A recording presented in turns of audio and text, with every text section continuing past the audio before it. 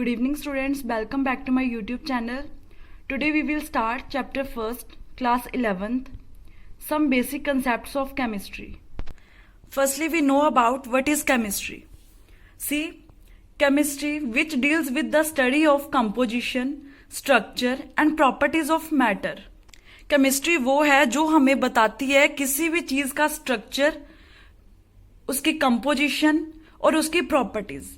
ठीक है, मान लो कोई भी एक हमारे पास कोई भी एटम है, कुछ भी है, उसका हमें स्ट्रक्चर बताएगी कि उसका स्ट्रक्चर कैसा है, उसकी कंपोजिशन मतलब किस रेशो में वो है. मान लो एग्जाम्पल वाटर, ठीक है, H2O, वो हमें बताता है कि H2O जितने इसमें दो हमारे एटम आ गए, कौन कौन से, हाइड्रोजन और ऑक्सीजन. अब बताएगा कि वाटर का स्ट्रक्चर क्या है, नॉर्मली बैंड स्ट्रक्चर होता है. ठीक है, उसकी कंपोजिशन मतलब कितनी प्रोपोर्शन में है, H कितना लेंगे हम और ऑक्सीजन हम कितनी लेंगे, 1:8 लेंगे, उसकी कंपोजिशन बताता है. ठीक है, उसकी प्रॉपर्टीज बताएगा कि वाटर की प्रॉपर्टीज क्या है, मतलब ये मैटर क्या है. अब हम देखते हैं what is matter.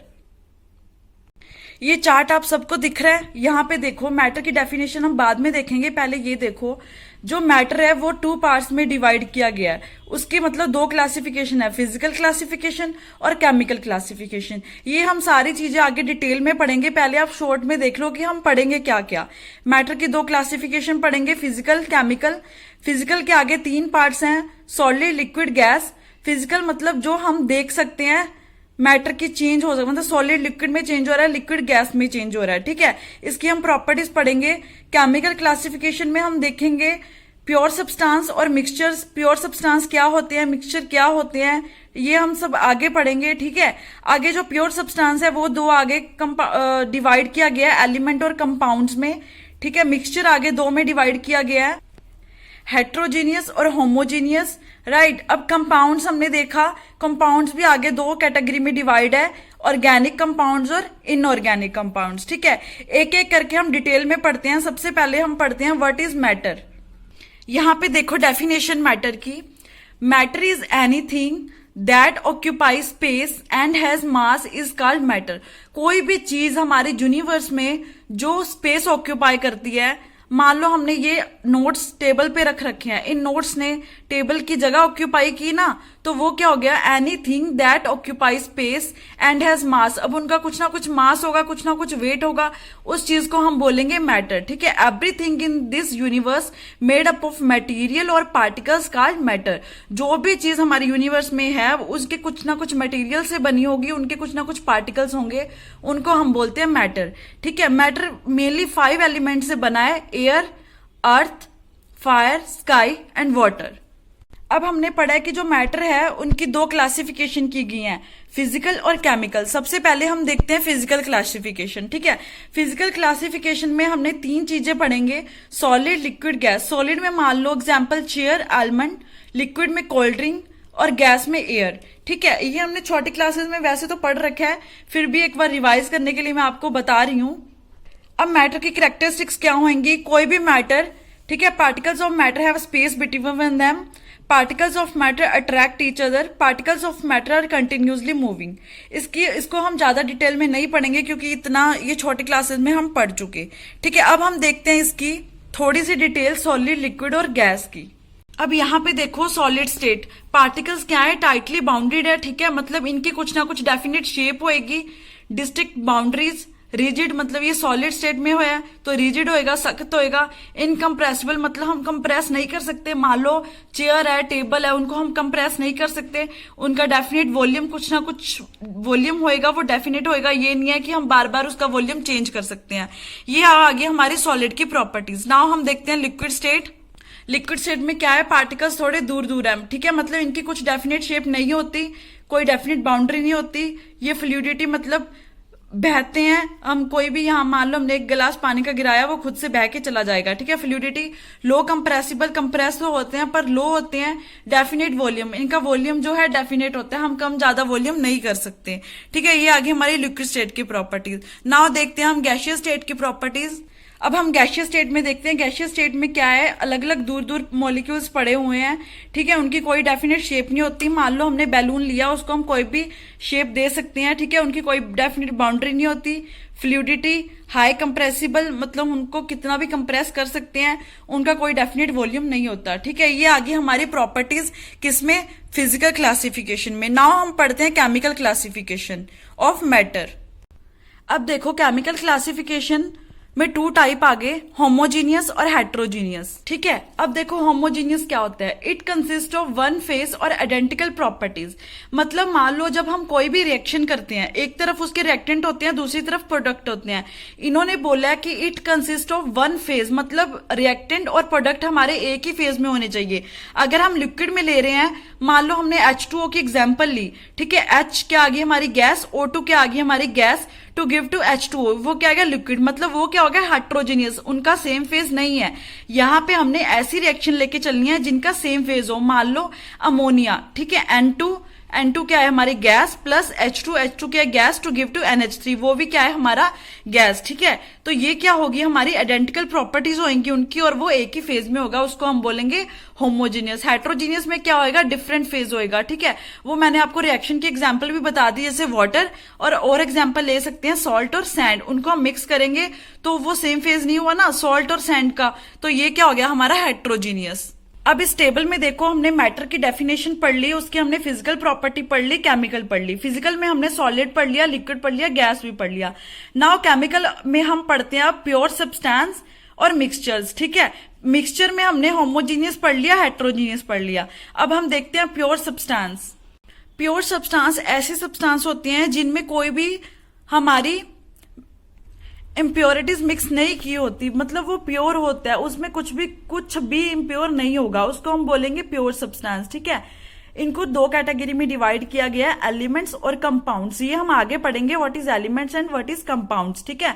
Now element और कंपाउंड्स क्या होते हैं, होमोजीनियस मिक्सचर होते हैं। इन दोनों का मिक्सचर क्या होता है, होमोजीनियस मिक्सचर, ठीक है। होमोजीनियस मिक्सचर हमने पढ़ लिया जो कि एक ही फेज में हो। अब जो होमोजीनियस मिक्सचर होगा उसको हम बोल सकते हैं सोल्यूशन। ये छोटी छोटी बातें आप ध्यान में रखना। नाउ हम पढ़ते हैं व्हाट इज एलिमेंट्स। एलिमेंट्स की डेफिनेशन देखो, that contains only one type of particles, these particles में बी एटम्स और मॉलिक्यूल्स। देखो अब मान लो यहाँ पे एग्जाम्पल लेके चले, ऑक्सीजन या फिर नाइट्रोजन, और भी बहुत सारी गैसेज है जो हम यहाँ पे ले सकते हैं। अब यहाँ पे इन्होंने बोला है वन टाइप ऑफ पार्टिकल, एक ही टाइप के पार्टिकल होनी चाहिए। अब ऑक्सीजन के 2 मॉलिक्यूल्स हैं, ऑक्सीजन एक एटम है, इनके बीच 2 मॉलिक्यूल्स हैं, दोनों ऑक्सीजन के हैं। ये तो नहीं एक हाइड्रोजन का आ गया और एक ऑक्सीजन है, वो तो वाटर बन गया। एलिमेंट्स वो होते हैं जिनमें एक ही टाइप के पार्टिकल्स हो। अब ऑक्सीजन में ऑक्सीजन ही है, नाइट्रोजन 2 है तो इसमें नाइट्रोजन के पार्टिकल्स ही आएंगे, ठीक है। वो हो गए हमारे एलिमेंट्स।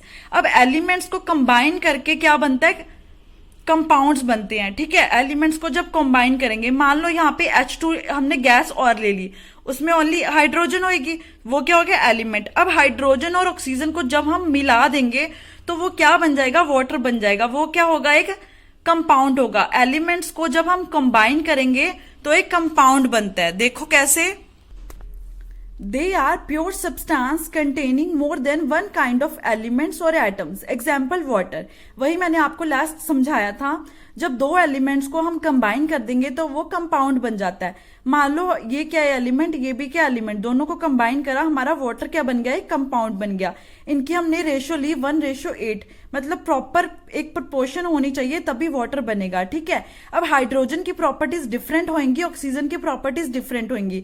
जब हम इनको कंबाइन कर देंगे तो हमारा कंपाउंड बन जाएगा, क्या बन जाएगा, वाटर, ठीक है। वाटर की प्रॉपर्टीज अलग होंगी, यही इन्होंने लिखा है। Properties of water are totally different from its constituents. Constituents कौन से आगे, हाइड्रोजन एंड ऑक्सीजन, राइट। अब एलिमेंट्स हमने पढ़ा था क्या होते हैं, जिसमें 1 टाइप के पार्टिकल्स हों। अब टाइप ऑफ एलिमेंट्स देखो कौन कौन से हो सकते हैं एलिमेंट्स, मेटल, नॉन मेटल और मेटलॉइड्स, ठीक है। व्हाट आर मेटल्स, मेटल्स वो होते हैं जो लाइट को रिफ्लेक्ट करते हैं। डक्टाइल, इसकी प्रॉपर्टीज है मेटल्स की, reflect light, ductile, lustre, good conductor of electricity, ठीक है। और भी बहुत सारी प्रॉपर्टीज है मेटल्स की, ये तो ऑब्वियस बात है, छोटे क्लासेस में हम पढ़ चुके हैं, ठीक है। नॉन मेटल्स कौन से होते हैं? जो बैड कंडक्टर ऑफ इलेक्ट्रिसिटी और लाइट रिफ्लेक्ट नहीं करेंगे, नो डक्टाइल, नो लक्सचर, वो सारे हो गए non metals. Example oxygen, nitrogen, metal के एग्जाम्पल ले लेंगे गोल्ड, सिल्वर, कुछ भी, ठीक है। मेटलॉइड्स क्या हो गया? जिनमें दोनों करेक्टर शो करें, मेटल के भी और नॉन मेटल्स के भी, वो हो गए हमारे मेटलॉइड्स। एग्जाम्पल एंटीमनी, एसबी को क्या बोलते हैं? एंटीमनी। आर्सेनिक, इसका साइन होता है AR, ठीक है। ये हो गए हमारे टाइप ऑफ एलिमेंट्स। अब हम पढ़ते हैं टाइप ऑफ कंपाउंड्स। कंपाउंड्स की हमने डेफिनेशन पढ़ ली, राइट। अब टाइप ऑफ कंपाउंड्स कौन से हैं? ऑर्गेनिक और इनऑर्गेनिक कंपाउंड्स। ऑर्गेनिक कंपाउंड्स कौन से होते हैं? Whose contain carbon and few other elements like oxygen, nitrogen, lithium, और भी बहुत सारे हम एलिमेंट्स ले सकते हैं, उनको हम बोलते हैं ऑर्गेनिक कंपाउंड्स। और हमारे इनऑर्गेनिक कंपाउंड्स कौन से हो गए? जो हमें रॉक्स या मिनरल से मिलते हैं, उसको हम बोलते हैं इनऑर्गेनिक कंपाउंड्स। ये हो गए हमारे टाइप ऑफ कंपाउंड्स। अब ये टेबल अगेन दोबारा से देखो, हम सब पढ़ चुके हैं। मैटर की हमने डेफिनेशन पढ़ ली, राइट। इसकी हमने फिजिकल क्लासिफिकेशन देख ली, केमिकल देख ली। फिजिकल में हमने सॉलिड भी पढ़ लिया, लिक्विड गैस की प्रॉपर्टीज पढ़ ली। केमिकल में हमने प्योर सब्सटेंस पढ़ लिए, कौन से होते हैं? मिक्सचर पढ़ लिया, मिक्सचर जिनमें मिक्सिंग की होती है, मतलब एक से ज्यादा सब्सटेंस आते हैं, उनको हम मिक्सचर्स बोलते हैं। अब हमने प्योर सब्सटेंस में एलिमेंट्स भी पढ़ लिए, कंपाउंड भी पढ़ लिया। अब कंपाउंड की हमने दोनों टाइप भी पढ़ ली, इनऑर्गेनिक और ऑर्गेनिक। एलिमेंट्स के हमने 3 टाइप पढ़ लिए, मेटल, नॉन मेटल और मेटलॉइड्स, यहाँ पे मैंने नोट नहीं करा। मिक्सचर के हमने दोनों टाइप पढ़ लिए, होमोजीनियस मिक्सचर कौन से होते हैं और हेट्रोजीनियस मिक्सचर कौन से होते हैं, राइट। ये थी आज की इंट्रो थोड़ी सी फर्स्ट चैप्टर की। नाउ कल हम स्टार्ट करेंगे यूनिट्स एंड मेजरमेंट्स, जो कि बहुत ही इंपॉर्टेंट टॉपिक है। नेक्स्ट वीडियो आप मेरी पक्का देखना, हम पढ़ेंगे यूनिट्स एंड मेजरमेंट्स। अगर आपने मेरा चैनल अभी तक सब्सक्राइब नहीं करा, आप मेरे चैनल पे नए हैं, तो प्लीज मेरा चैनल सब्सक्राइब करें, बेल आइकन दबाएं, ताकि आगे की वीडियोस के आपको नोटिफिकेशन मिलते रहे। Thank you so much.